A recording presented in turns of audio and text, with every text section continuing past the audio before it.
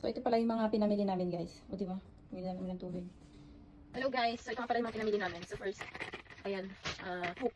Diba, pag mag-design kami sa higaan namin, so, kailangan namin to. Ayan, hoop, para maglagay ng cortina. Ganyan. So, ganito dito sa Dubai, guys, sa mga partition. Tapos ito nga pala, guys, oh, bumili din ako ng polish para sa dashboard ng aking sasakyan. Ayan. So, diba, mura lang siya, guys. 9.99, 10 dirham, oh, diba? Times 16, kamo na lang. Ayan siya. Downy, oh, diba? Ito naman, guys, is tag 21, 21, tama na lang. Para sa mga, ano, hindi nakikinig. Pero kailangan nyo to yung mga hindi nakakaintindi. Cotton bud. That's white, guys. Kasi ito, air freshener para sa aking sasakyan, guys. O, diba? Lavender. You like that. So, diba? Puro sasakyan lang.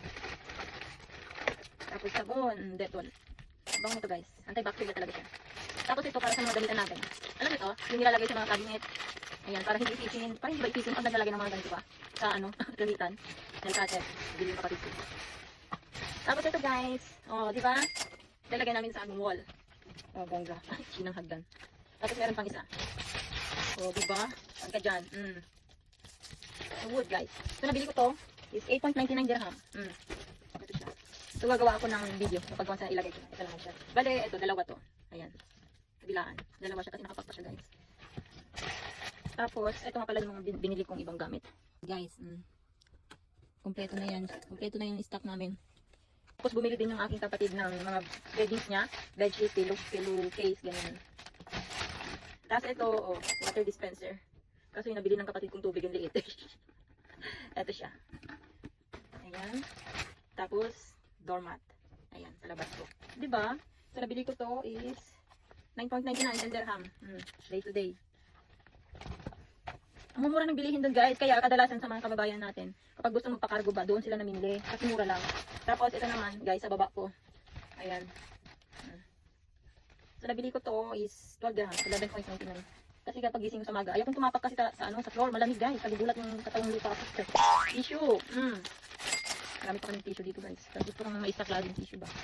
Yung tiraan namin kanina, guys, bumili kami ng Dubai chocolate. Kasi nagutom na ako, mga guys. Blanket. Ito naman, tag 24.99. Ayan. Dami ko ng mga blanket, guys.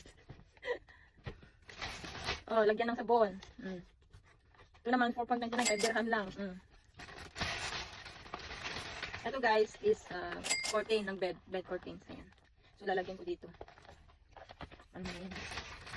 Tapos, ito, guys, bumili ako ng LED para dito sa higaan ko dito. Pag umuwi ba dito, may ilaw ako.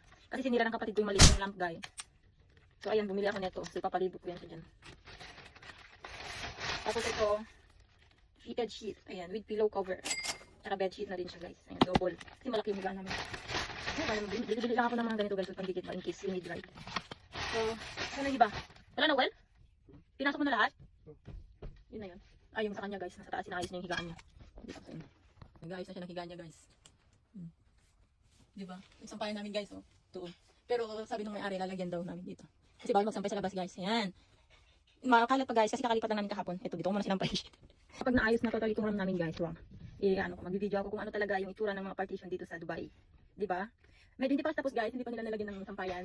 And then, yung cover nitong mga shelves namin. So, nakatiwangwang pa siya. So, anyway, yun lang muna, guys.